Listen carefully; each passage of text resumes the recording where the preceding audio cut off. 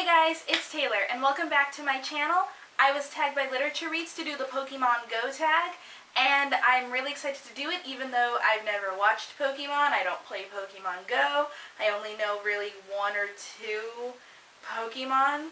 Pikachu, that's it.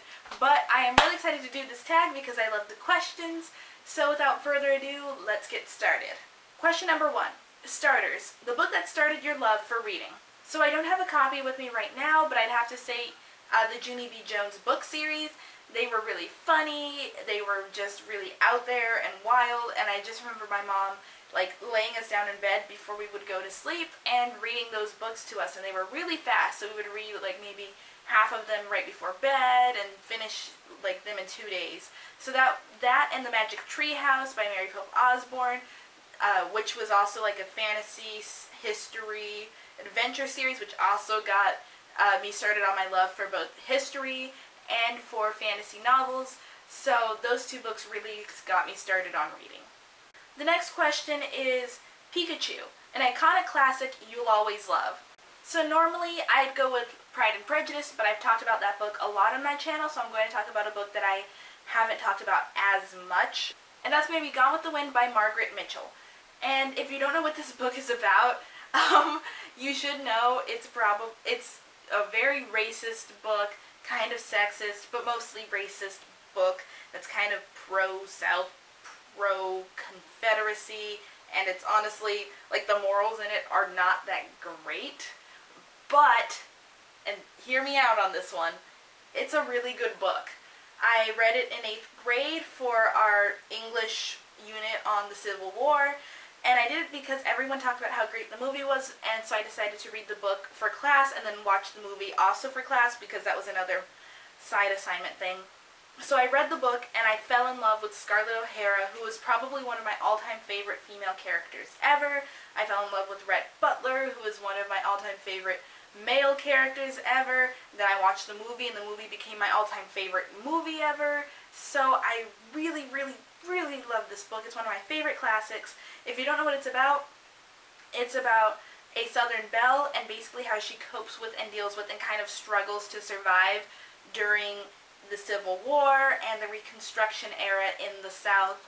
And yeah, she kind of really, not even kind of, she owns slaves, and that's not good, but Scarlet O'Hara as a character is one of the best characters I've ever read. It has some of the best character development I've ever seen. I love this book. I adore the movie. It's an iconic classic, and I will always love it. Zubat, a book you lost interest in because it's literally everywhere. For that one, I'm going to have to go with The Game of Thrones by George R.R. Martin. I started reading this book, but my bookmark fell out. I didn't remember what page I was on or what chapter I was on. Couldn't find where I left off, and I just decided to quit on the book. I DNF'd it, but I did like it. It's just that I see it everywhere. I know it's not going away anytime soon. The fad will still be there, at least as long as the television show is still on, which I don't think is going to be much longer, so I really should get on this. But I don't have time to read it right now. There are other authors I'd rather read. It's not like I didn't like this book. It's just that as of right now, I don't have much of an interest in reading it, at the present. Ditto, a book that reminds you of other book tropes, but you still love anyway. For that one, I'm going to have to go with the mother of all romantic book tropes, and that is Pride and Prejudice by Jane Austen. Jane Austen in general created, I believe, or at least started or popularized a lot of the romantic tropes we see in books, not just, contemporary romance, but even the romances you see in sci-fi and fantasy and young adult, or even high fantasy, or in movies today.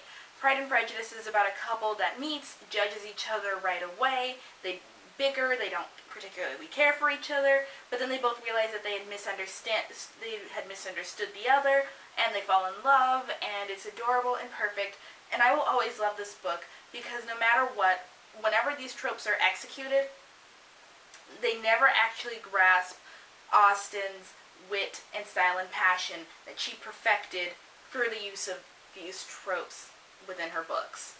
I highly recommend Austen. I think she is the queen of modern romance, the queen of satire, the queen of sass, the queen of social commentary. She's just the queen. Snorlax, A book or series you have not started because of sheer size. For that one, I'm going with The Mortal Instruments by Cassandra Clare. This series, I actually read the first book when I was in middle school, and I remember liking it, but I just never picked up the second book, and I never continued with the series. I do plan on, rereading the first book and reading the rest of the series. It's just that the books are so long, and there are so many other books I'd rather read right now. So until I have cleared at least half of my TBR shelf, this series is going to have to wait because it's so long and there's so many other companion books and sequels and prequels, and as of right now I just don't have plans to read this. Jengar, a book that kept you up all night. Lair of Dreams by Libba Bray. This book is really creepy, really spooky, and as such, the best atmosphere to read this book is, of course, at night, which is what I did. I only read this book at night. Part of it was for the Booktubeathon, but I didn't finish it during Booktubeathon, so I continued reading it only at night after the Booktubeathon, and I loved it. It's honestly the best book to read at night. Ning Dong / Queen, your book OTP. So for this one, I'm going to go with an OTP that's actually, I haven't seen much of, and I don't know if it's that popular, but I'm going to have to go with Aedion, Ash River, and Lysandra from the Throne of Glass series, specifically Queen of Shadows. They didn't have a lot of interaction, but I think they looked at each other twice, and they made each other laugh once, and in my book, that is enough to base a relationship off of. So I really like this book. Obviously I like this book. I really like this couple. It's one of my new OTPs, and it really makes me sad that there really isn't a lot on them. But yeah, this is one of my OTPs. One of many. Sarah J. Maas has ruined my life. Rapidash, a fire-hot, fast-paced read. For this one, I'm going with Scarlet by Marissa Myers. It's book 2 of the Lunar Chronicles. It's based off of Little Red Riding Hood, and this book I think I read in 4 days, and that's just because the plot is so fast-paced that it just flew by, and I enjoyed it, I really did, and even though it did drag in some places, it's not like it dragged so that I had to put down the book for a week. It was just so fast-paced, it really shocked me how quickly the plot moved. I like this book a lot, I love this series. Evie, a series you'll never get tired of seeing spin-offs for. For this one, I'm going to have to go with The Court of Mist and Fury, or A Court of Thorns and Roses by Sarah J. Maas. I need spin-offs of all of my OTPs from this book. Rhysand and Feyre, Cassian and Nesta, Elaine and Lucian, Mor and Asriel, Varian and Amren. It doesn't make sense that all of the characters are perfectly paired up, but I love it so much, and I want spin-offs with all of these couples because I love all of them, and they love each other, and I need to read more about them. Magikarp, a book/series that was surprisingly awesome. For this one, I'm going to have to go with Cloud Atlas by David Mitchell. I had to read this book for a genres in literature and film class at my university, and while I watched the trailer to the movie adaptation and I liked it, I didn't think I'd like this book, especially since the first chapter didn't really grab my attention. I thought it was kind of boring. And then I continued to read this book, and I just love how profound it is, how amazing it is. If you don't know what it's kind of about the reincarnation of a single soul through multiple lifetimes. You start off in the Pacific Islands during the 1800s slave trade, then you move on to 1930s Switzerland, and then 1970s,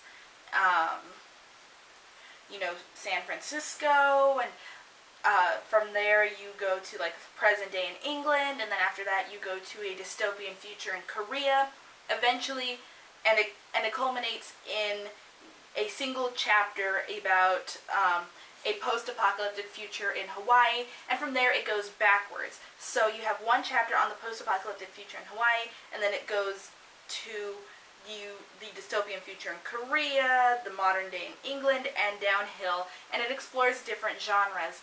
And I love this book. I didn't think I'd like it, but it was so awesome and so thought-provoking, and I love the idea of following just a single soul and how it has, that one soul keeps having flashbacks or flash-forwards to their future or past lives.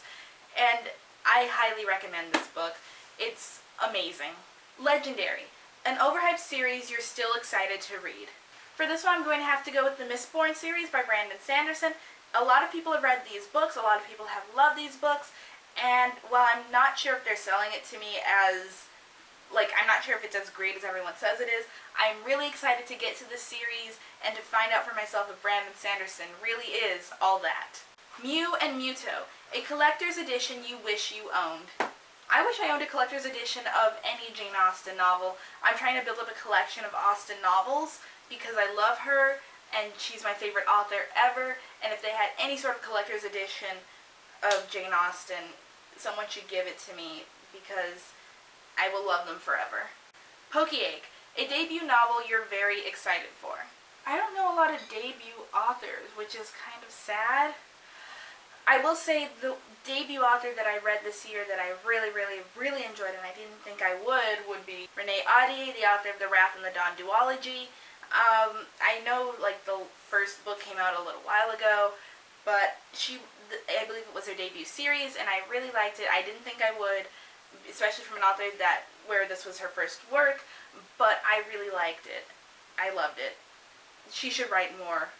I think she is, actually. Yeah, she's writing more, and I will buy it right off the shelves. Lure Model, an auto-buy author. For that one, I'm going to have to go with Sarah J. Maas. From now on, whenever she comes out with a new book, I will have it, I will own it, I will love it, because I love her books, I love her writing style, and yes, she is a flawed author. There are some major flaws within her works, but I love her books so much. They are like crack to me. I love them. I will read them forever. Servers Down, a book release you've been waiting forever on. For that one, I'm going to go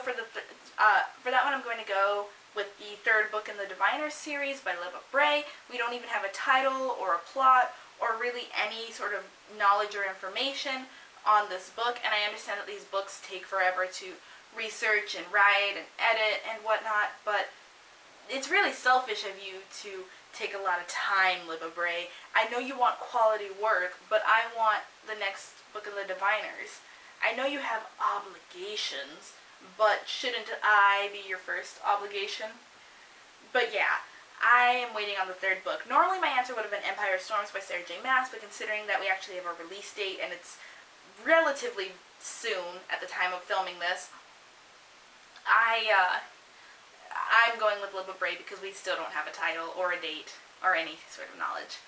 Please, I just need a little. Please, Libba Bray, please.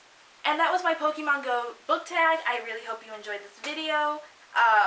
If you want, you can like, comment, and subscribe. My social media will be down in the description box below. Please follow me on Twitter, Tumblr, Instagram, or feel free to shoot me an email. And so for this tag, I'm going to tag Jessie over at Jessie's Shelf, Audrey from Audrey Reads, Tina from the Neverending Bookshelf, and of Books and Girls. Thank you so much for watching, and I will see you all in my next video later. Bye!